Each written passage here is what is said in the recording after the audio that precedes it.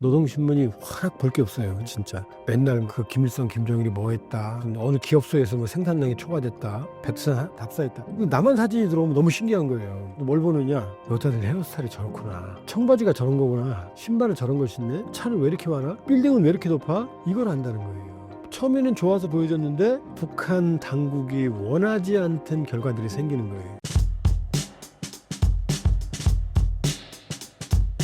예, 신사임당 시청자 여러분 안녕하세요. 푸른 뱀띠해라고 그러죠. 뱀에 대해서 여러 생각이 있지만 굉장히 현명하고 깨끗한 동물이 뱀입니다. 뱀의 좋은 점만 잘 따셔서 건강하고 번영하고 번창하시는 행복한 한 해 되시길 바라고요. 예, 저는 조한범입니다. 통일연구원 석좌연구원을 있고 북한 전문 유튜브 대동강TV를 운영을 하고 있습니다. 응원 부탁드립니다. 이번 비상계엄에 대한 북한의 반응은 어떤가요? 비상계엄 사태는 12월 3일 발령이 됐고 그 여지는 계속되고 있죠. 전반적으로 북한의 태도를 봤을 땐 기이할 정도로 조용하고 이상하리 많지 절제된, 정제된 보도를 하고 있다, 이렇게 볼 수가 있어요. 제가 정리된 자료를 좀 가지고 나왔거든요. 이게 12월 1일부터 12월 4일 날 새벽이었잖아요. 그 새벽에 사단이 났으니까 다음날 아침 조간에는 못 나오죠. 그러니까 노동신문은 5일날 보도를 했을 거 아니겠어요? 자, 1일날 신문을 보시면 노동신문 6면이 나와요. 6면. 많이 안 나와요. 정말 볼 거 없어요. 다 헛소리인데 그 6면에 대한민국 소식이 일부 들어가 있습니다. 왜냐하면 6면이 국제면이거든요. 김정은이 2024년 1월 최고인민회의 시정연설 1월 15일날, 그 다음에 2023년 12월 말 전원회의에서 대한민국을 적대적인 이국관계, 다른 나라, 통일도 안 할 거야, 같은 민족도 아니야, 이렇게 말했죠. 딴 나라잖아요. 그러니까 6면에 실습니다. 국제면을. 보통 평상시 추세라면 대략 한 일주일에 한 번, 많으면 2번 정도 나만 대한민국 얘기를 실어요. 과거에는 남조선, 조선반도니까 북한말로. 그다음에 남반부. 남조선은 조선반도의 남쪽이라는 뜻이고 남반부는 지들이 공화국이니까 공화국 남반부라고 표현해서 하나로 썼거든요. 근데 지금은 우리 헤어질 거야 라고 헤어질 결심한 뒤로는 그런 표현 안 써요. 김정은이 쓰지 말라고 했어요. 뭐라 그러느냐, 괴뢰, 한국 괴뢰, 대한민국 교회, 이렇게 표현합니다. 자, 그러니까 보통 일주일에 한 번 내지 2번 정도로 대한민국 소식을 싣다가 11월부터는 좀 시끄러웠잖아요. 거의 매일이다시피 대한민국 소식을, 대한민국 괴뢰 대한민국 이렇게 실어요. 역적 패당 뭐 인성이 어쩌고저쩌고 이렇게. 12월 1일, 2일, 3일, 4일 모두 지금 6면에 우리 소식이 실려 있죠. 특히 오른쪽 위에 있는 12월 2일자 사진이 무려 7장이 들어가 있어요. 어마어마한 분량. 전체 6면 지면의 3분의 2가량을, 거의 4분의 3가량을 할애해서 썼거든요. 자, 그럼 1일, 2일, 3일, 4일 계속 욕했죠. 10일은 거의 매일. 그러면 4일날 탄핵 국면 해제가 됐으니까 그럼 5일날 보도가 나와야 될 거 아니에요. 이거 보세요. 이거 5일부터 10일까지 신문이거든요. 5일 신문, 10일 신문. 5일날에 당연히 남조선 대한민국 탄핵 비상계엄 나와야 될 거 아니에요. 면에 뭐라고 써 있어. 5일. 민족의 억센 기상을 또다시 펼쳤다.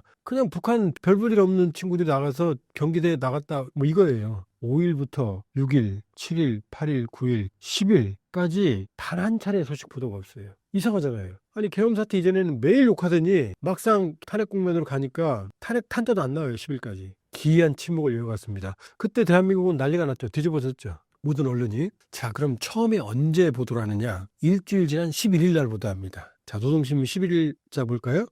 거의 4분의 3이죠. 지금 신문이 6면에 4분의 3을 할애했고 여기 있는 사진을 씌워보면 21장의 사진이 들어가 있어요. 이게 다 뭐 내란 어쩌고 뭐 수계 어쩌고 저쩌고 뭐 나오죠, 지금. 국회 앞에. 자, 괴뢰 한국에서 비상계엄 사태를 어쩌고저쩌고. 드디어 이제 이 친구들이 대대적으로 보도를 하는 걸 이렇게 생각을 했어요. 근데 12일 날 오니까 가운데 색칠해놓은 부분 보이죠? 괴뢰 한국에서 탄핵을 요구하는 투쟁을 이렇게. 사진이 없죠, 일단. 그 다음에 보도의 분량이 확 줄었죠. 이 다음부터 또 보도를 안 해요.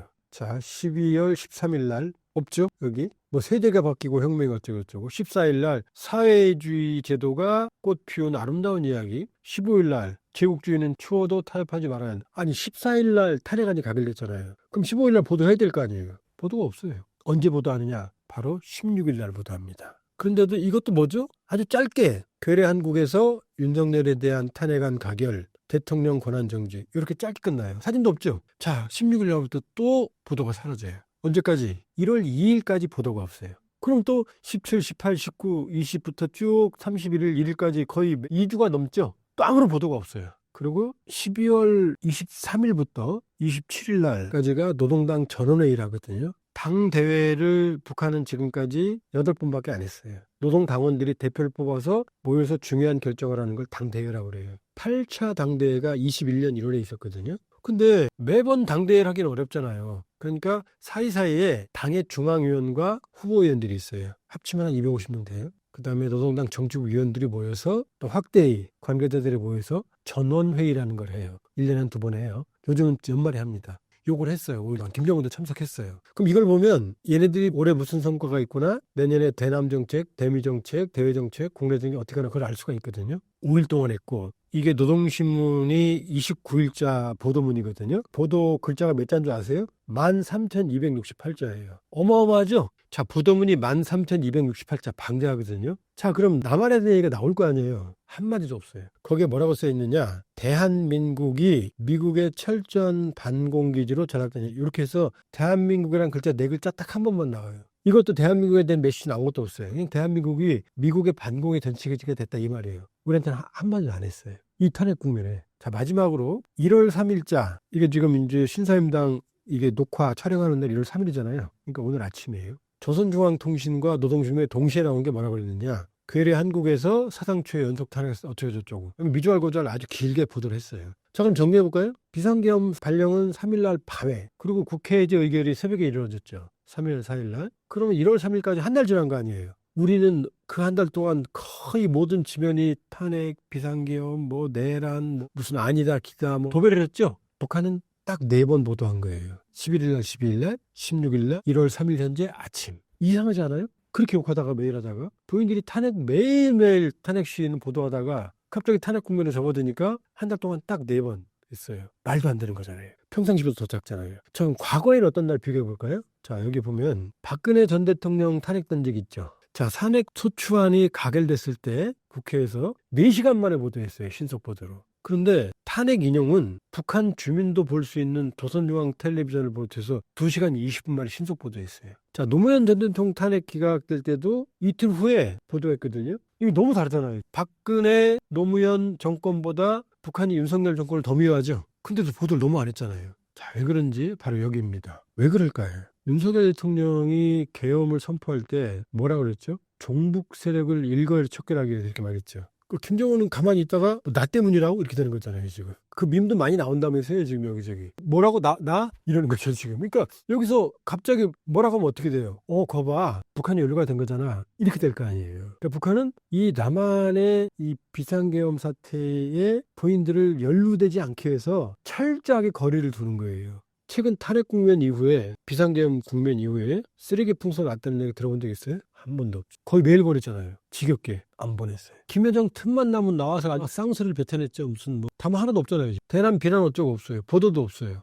딱 몸을 받을까 엎드리는 거죠. 난 관계없어? 이 얘기하고 싶은 거예요. 나 아니야? 지금 이 제스처를 하는 거예요. 왜 날 끌어들여? 라고 말하고 싶은 거예요, 지금. 그러니까 어떻게든 탄핵 정국에 연루되는 걸 회피하고 싶은 모습을 보이겠다, 첫 번째. 그게 첫 번째고요. 두 번째는 지금 무서운 얘기들이 많이 나오죠. 아직 확인은 안 된 얘기들입니다. 우리가 무인기를 보냈다느니, 뭐 NLL에서 어떻게 했다느니, 뭐 전단을 보냈다느니, 북한의 도발을 유도했다느니 이런 얘기 많이 나오죠. 이건 확인은 안 된 설이에요. 이제 명명백백히 밝혀져야 됩니다. 설을 갖고 말하는 거예요. 그럼 북한 입장에서 그럴 거 아니에요. 뭐라고? 우리를 끌어들여서 충돌하려고 했다고? 이런 의심을 하고 있을 거 아니에요. 무력 충돌은 북한이 우리보다 더 두려워해요. 예상외로. 왜냐하면 그동안의 무력 충돌 과정에서 연평 1차회전, 2차회전, 대청해전, 연평도 포격전, 포격도발, 이때 북한이 우리보다 괴멸적인 타격을 입었어요. 도발은 먼저 했지만 똑같이 응사를 하면 우리가 더 적게 응사를 해도 북한의 피해가 막심했어요. 실제 NL 군사분계선에서의 무력 충돌 시에 북한의 피해는 천문학적으로 발생해요.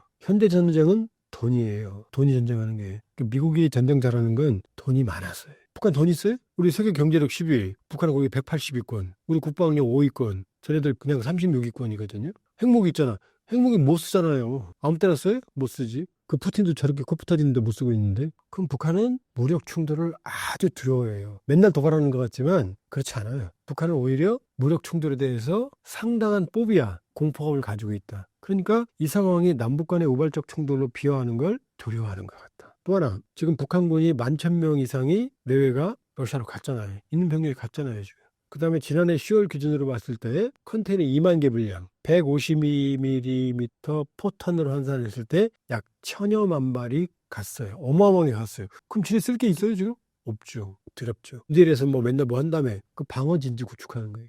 그럼 언제 쳐들어오면 어떻게 해? 현대전쟁은 6.25처럼 그렇게 기습이 안 돼요. 전쟁량이 몇 달 전에 우리가 알아요. 물자가 이동하고 통신량이 증가하고 병력이 오가고 아무런 징후가 없어요. 그러니까 지금은 크게 보면 첫 번째, 두 번째 연루되기 싫고 무력 충돌이 두렵고 우발적인 다 또 있어요. 이제 박근혜 정부 때 탄핵을 보고 북한에서 탈북해서 남한에 정착한 분들이 계시거든요. 그분들 얘기 들어보면은 두 가지 얘기를 해요. 첫 번째, 북한이 신나서 자 남한 엉망이다 정치적으로 보도를 한대요. 야 큰일 났다, 전화 혼란이다. 그러다가 이런 생각을 한대요. 대통령이 임기가 있어? 우리 죽을 때까지인데. 아니 저게 무슨 잘못이라고 대통령을 끌어내요? 우리 수령 동지는 사람 죽이고 별짓 다 해도 죽을 때까지 하는데 잘못하면 지도자가 쫓겨내려간다고? 국민들이 저렇게 많은 사람들이 모여서 데모를 시위를 해? 그러니까 사람들한테 아 저런 게 있어? 우리는 아닌데? 충격을 준다는 거예요. 두 번째, 노동신문이 확 볼 게 없어요. 나와도 진짜 맨날 그 김일성, 김정일이 뭐 했다, 뭐 무슨 어느 기업소에서 뭐 생산량이 초과됐다, 모범 단위에서 헌신을 했다, 백두산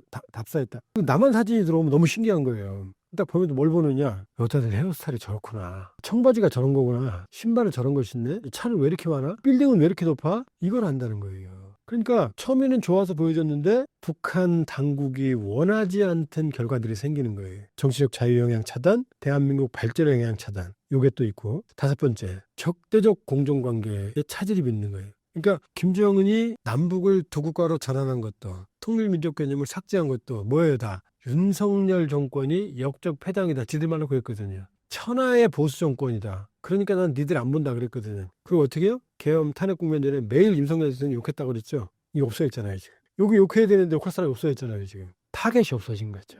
그러니까 이 다섯 가지, 탄핵 전국 연루 회피, 무력 충돌에 대한 우려, 정치적 자유영향 차단, 남한의 발전상 차단, 그 다음에 적대적 공정관계 전략의 차질, 이 다섯 가지 때문에 북한이 우리에 대한 보도를 갑자기 기획에 줄였다, 이렇게 볼 수 있어요. 11월까지 활발한 활동을 하던 김정은이 계엄 사태 이후 잠적했다는 보도가 있었는데요. 어떤 일인가요? 계엄령 이후에 행사를 했어요. 하긴 했는데 여러 가지 정황을 보면 북한군은 너무나 잠잠했어요. 조용했어요. 북한군의 실태를 말씀 일부 드렸지만, 그럼 북한군이 과연 전면전을 할 수가 있느냐, 도발할 수가 있느냐 보면, 자 제가 이제 여기를 가져왔는데 여기에 속으로 보는 인민군 이렇게 써 있죠. 김정은 보면 뭐 어마어마하게 도발하잖아요. 뭐 맨날 무기 쌓아놓고 뭐 몇십 발 동시에 쏘고 막 겁주잖아요. 그건 겉으로 보는 인민군, 속으로 보는 인민군이에요. 이게 모 매체가 보도한 거거든요. 21년 보도문이에요. 지금 쌓아놓은 게 왼쪽에 있는 게 볏집단이고요. 그리고 가운데 쌓아놓은 게 뭐예요? 옥수수예요. 지금 군인들이 생산한 거예요. 왜냐하면 인민군은 각 부대가 생산한 걸 먹거든요. 그러니까 부대마다 급식량이 달라요. 지금 김정은이 옥수수 들고 막 찡그리고 뭐라고 하고 있죠 지금. 이거 말이야 뭐 이래가면서. 자, 인민군의 30%는 영양실조 내지는 영양결핍으로 추정이 됩니다. 식량이 부족해요. 그래서 북한 주민들은 자식이 군대가, 우리도 부모가 자식이 군대 가면 걱정하잖아요. 훈련은 세진 않나, 잘 모으나. 근데 북한 주민들은 걱정하는 게 뭐냐, 굶지 않나요. 왜냐, 가면 굶으니까, 영양실조 걸리니까. 멀쩡하게 때려도 가면 영양실조가 돼서 나오니까. 그러니까 여기 자치인민군, 하숙인민군 써 있죠. 이거 실화예요. 뭐냐면 자식이 있는 부대 앞에 민가에 집을 하나 빌리거나 민가한테 돈을 줘요. 그래서 애가 나오면 밥을 주라고. 있는 집은 애가 식사 때마다 나와서 밥 먹고 들어가는 거예요. 그럼 부대장이 이거 허가해요. 그럼 군기가 빠질 거 아니에요. 어쩔 수 없어요. 왜냐, 애가 먹고 들어오면 그만큼 식량이 남잖아요, 부대 안에.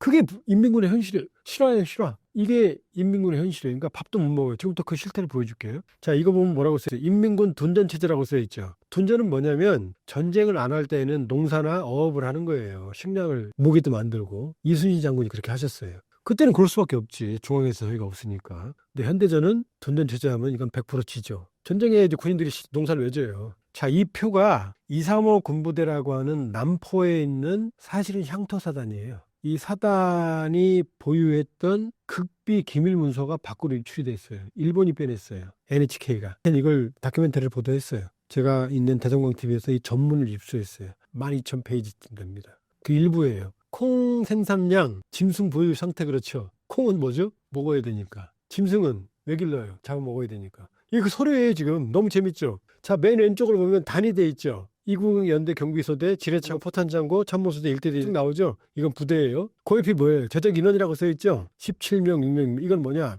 농사를 짓는 인원을 말하는 거예요. 그다음에 콩밭 면적 있죠. 이게 그 부대가 본인들의 땅이에요 지금. 여기를 져서 지들이 먹는 거예요. 생산량이 있죠. 어떻게 돼 있어요? 1290, 307, 1500 뭐 다 다르죠. 생산량도 다르고 콩에도 다르고 가운데가 중요해요. 1인 급식량. 290 연대 경비소대는 200g이래요. 하루 급식량이에요. 그 밑에는 어떻게 141, 140, 118, 200, 220 지금 다 다르잖아요. 먹는 양이. 왜냐? 그 부대가 생산한 걸 자기들이 먹거든. 그러니까 생산 안 되면 굶는 거예요. 그러니까 옆에 대대는 먹는데 여기 손가락 빨고 있는 거죠. 그러면 더 재밌는 거 보여줄게요. 맨 오른쪽에 비고 옆에 뭐라고 써 있어요? 짐승 보유 실태 이렇게 써 있죠. 토끼 9마리, 닭 5마리, 그 다음은 지뢰창고, 염소 3마리, 닭 6마리. 더 재밌는 거 있어요. 포탄창고, 토끼 20마리, 개 1마리. 개 잡아먹으려고. 그 다음 토끼 13마리, 닭 12마리, 염소 7마리. 이게 왜 키우느냐? 이거 키워 잡아먹는 거예요. 부대에서. 이게 부대입니다. 그 부대에 주요 시설물이 있는 약도가 있거든요. 거기 가보면 항상 토끼사, 염소사 이런 게 같이 있어요. 운실. 지금 얘기했지만 믿겠어요 지금? 우리 군인들이 가서 농사 짓고 토끼 키우고 그것도 잡아먹으려고. 애완이 아니라. 그 다음에 어떤 부대는 200g 먹는데 하루에. 어떤 부대는 콩 100g 먹고. 어떤 부대는 두부 먹는데 그냥 한 번 먹고. 이게 인민군 부대예요. 근데 이게 이런 부대가 전쟁을 할 수 있겠습니까? 이 부대가 우리보다 잘하는 게 있어요. 우리 군인은 못하는 거. 농사 짓는 거. 그 다음에 염소, 토끼, 오리 키우는 거. 우리는 못하잖아요. 그러니까 얘네들 특수부대죠.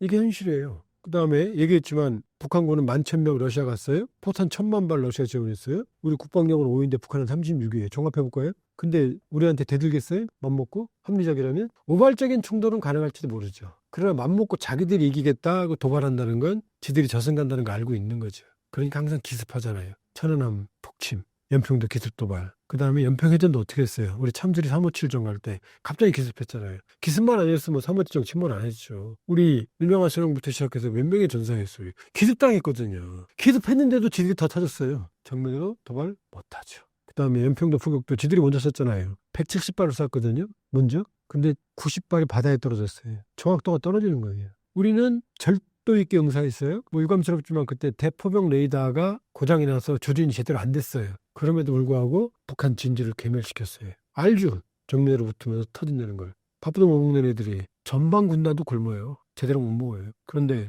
도발을 한다? 아니죠. 우리가 철저하게 대비는 해야 되지만 북한은 전면전을 수행할 능력이 없다. 두 번째, 현대전은 기습전이 안 돼요. 6.25 때처럼 그렇게 안 돼요. 러우 전쟁 일어날 때 바이든 대통령이 푸틴이 공격한다, 몇 월 며칠 날 공격한다 매일 예고했어요. 보이니까 이동하는 게. 북한도 전쟁하려면 모든 물자가 전선으로 와야 되고 이동해야 되고 병력이 와야 되고 식량이 와야 되고 탄약이 와야 되고 통신이 비약적으로 증가하고 이상재고가 적어도 몇 달 전에 알아야죠. 최소한 몇 주 전에 며칠 전에 완벽하게 알아요. 아무 통행이 없어. 이게 현재 김정은 북한 인민군 상태입니다.